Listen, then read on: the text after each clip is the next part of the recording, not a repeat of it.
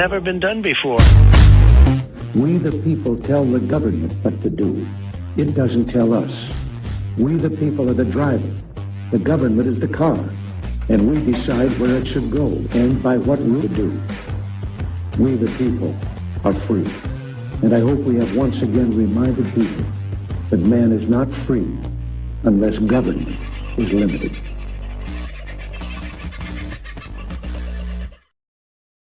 Hey folks, how are you? Just wanted to pop in and give you a bit of a quick one. I know you're not expecting a show at this time of the day, much less a live thing. But it's very important that I let you know about tonight's show. It's going to be very, very interesting. If you've not heard about the Great Taking, then listen up. And if you want to learn more about it and just how it might affect you, then tonight's show is definitely for you. Cass Smith from Freedom FFS will be joining us to discuss this in some detail. She's been looking into this for some time.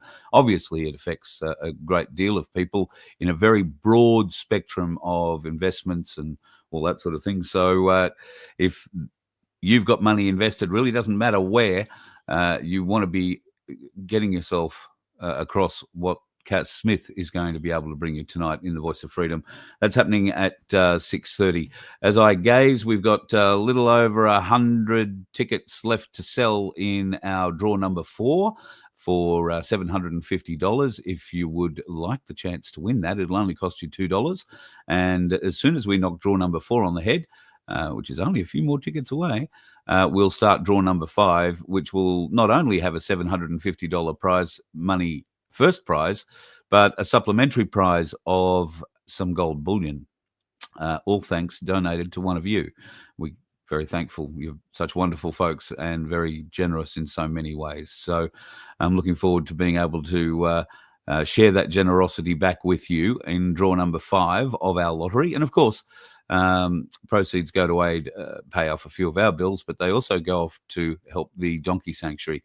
That's the Good Samaritan Donkey Sanctuary in New South Wales. They basically look after the entire East Coast for donkeys and are soon to pick up another 4 donkeys, I think I saw the other night from Sandy, that require care. Those donkeys are in Mackay in far north Queensland. So those animals have to get from Mackay back down to where the sanctuary is, about an hour north of Newcastle, and I'm pretty sure Sandy and Baz will be travelling for that. So some of the money that we raise out of these lotteries goes to help with the Good Samaritan Donkey Sanctuary. It also goes to help some others who need help at different times, and we're happy to share the love around because it is the love that you share with me. I feel very fortunate, grateful, and beyond amazed sometimes at the generosity that you folks share. So I pass that along. On that note, if you want to help, then by all means, buy a ticket in the lotto, or you can become a member at vofhq.com. You can put yourself down. We've now figured out what we're going to do with these Voice of Freedom Byron Bob packs, which you can see here. So they are 10 1/10 ounce Byron Bobs from Ainsley Bullion. They're the Ainsley Round. And Vince has, with not very good colouring at the moment, you can sort of see it. Vince has printed out this magnificent little 3D box for them with a slide-in lid. And you can have one of those with an ounce, what amounts to be an ounce. You get 10 of those Byron Bobs in there, 1/10. 10 1/10 equals 1 ounce. So you get the box and everything sent to you. And we've made it a one-off easy price. Simply because we have to pay for everything that's inside this, as well as everything that wraps what's inside this, and we've got to keep the I was going to say ink up to Vince's printing machine, but it's plastic. So if you would like one of these as a bit of a collector's thing, I guess it's something a bit novel. It would make a great gift for somebody. Then we can help you out. Vince, I think, is going to put an order form up on vofhq.com. Probably in the merchandise section. So if you go to merch.vofhq.com, you'll probably see a link there in the very near future where you'll be able to buy one of these if you want. And the all-up price for it will be $100. That'll cover all the costs involved in us paying for these and everything associated with it, and making sure that it gets to you safe and sound, with the postage and everything looked after as well. So that'll be the fee for them. If you are at all interested and would like one, then very happy to look after you with them. I personally just think I love pulling the lid off and just seeing what this looks like, the reveal in it. Particularly not so much now because I'm sitting in a half dark room, but when there's a bit of light on these things, or when the sunlight is shining onto them, they are truly spectacular. I understand why people get the shiny look to it. So yeah, pretty cool indeed. Nice to see so many of you popping in. Aussie Powell was first in and said you're too early. Well, you sort of were, you sort of weren't. G'day Kirk, nice to see you. G'day Paul. Yeah, daytime stream just for a bit of a change. Just to see what I can do. Bit of fun. Thank you, brother. Chopping around all over the place. I find that, Paul, I find that one of the most amazing things about donkeys. I've always liked donkeys. Not that I've ever had much to do with them, if I'm honest, but I've always liked them. And since I've met Sandy and Baz and had the opportunity to go to the donkey sanctuary a few times, I've decided they're my favorite hoofed animal. I am not necessarily a big fan of things with hooves. Horses, tried riding them once. They didn't like me. I didn't like them. In fact, I've not ever really liked to ride anything that has a brain of its own. If it had an engine and a throttle, I'd be right up for it. But another story. But I've got to say, getting near these animals, some who have been quite badly treated by previous owners or in their previous lives, or neglected. When you get near these animals, and I've only had the opportunity on 2 occasions really to sort of walk into the herd, I don't know how to describe the feeling that comes over you. Gentle, loving, caring, a bit of nibbling in Disco's case.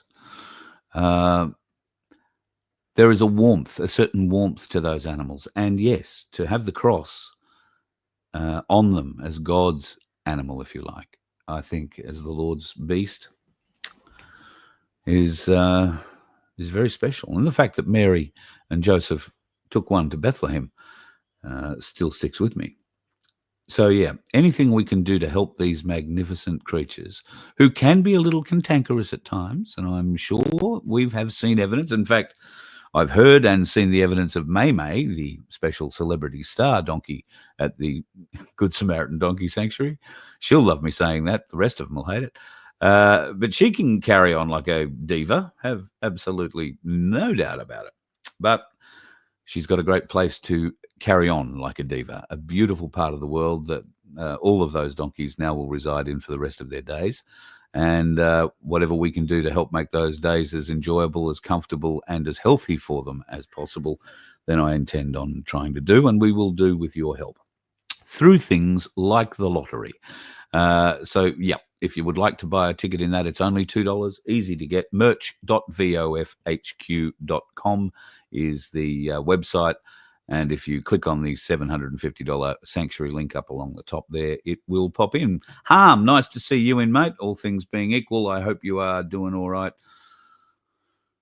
I'm trying to think where you are. Are you back in the Blue Mountains, or are you in a different part of the world?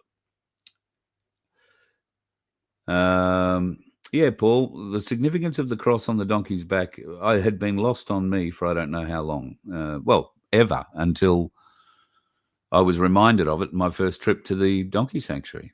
And when you look at each different donkey, these crosses come through in greater or lesser forms through the hair. But as Sandy says, if you shaved the donkey, the cross would still be on the donkey's skin. So truly amazing. Truly, truly amazing. Aussie Patriot, nice to have you on, brother. We're going to have a really good chat tonight.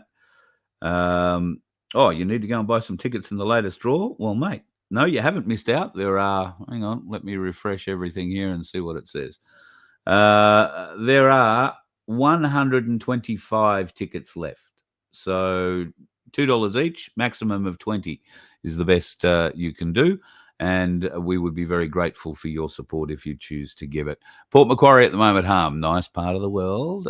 Say hello to the lovely Penny Johnson, who is in Port Macquarie. Penny, a big mover and shaker in my place, and what's going on there. There's been a little bit of news, and we probably won't get to talk about it much in tonight's show, so I'll do it now very quickly. The Australian Citizens Army, I think it's calling themselves, have come out as the people in charge of or fronting this march on the weekend. There was a statement, video put out by a fellow from, I think, Gladstone, who speaks extremely well, and I can't fault anything he's saying. I support everything he's saying. I just think it's going to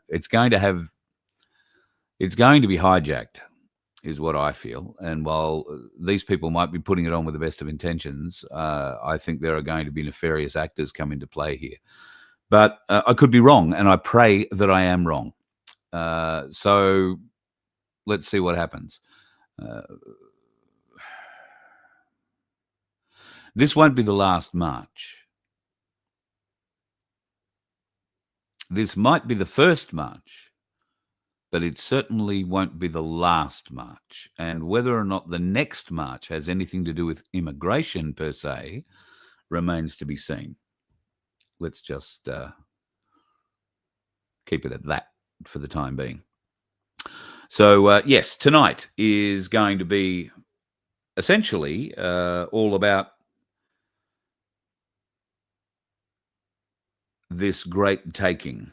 And I want to read to you something that Cass, which I thought I had reposted or posted, but maybe I didn't. It's a bit stupid. It might be hard for me to read that now.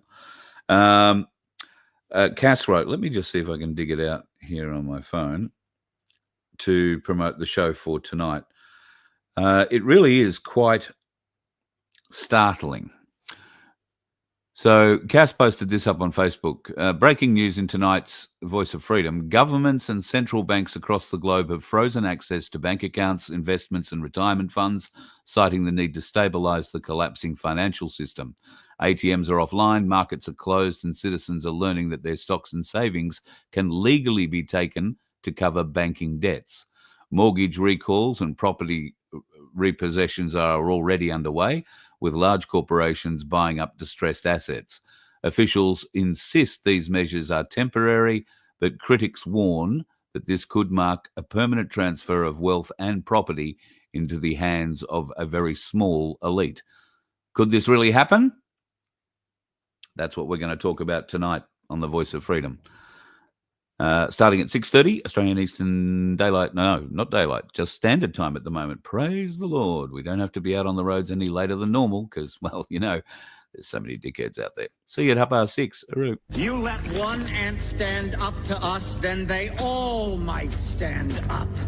Those puny little ants outnumber us 100 to 1. And if they ever figure that out, there goes our way of life. It's not about food.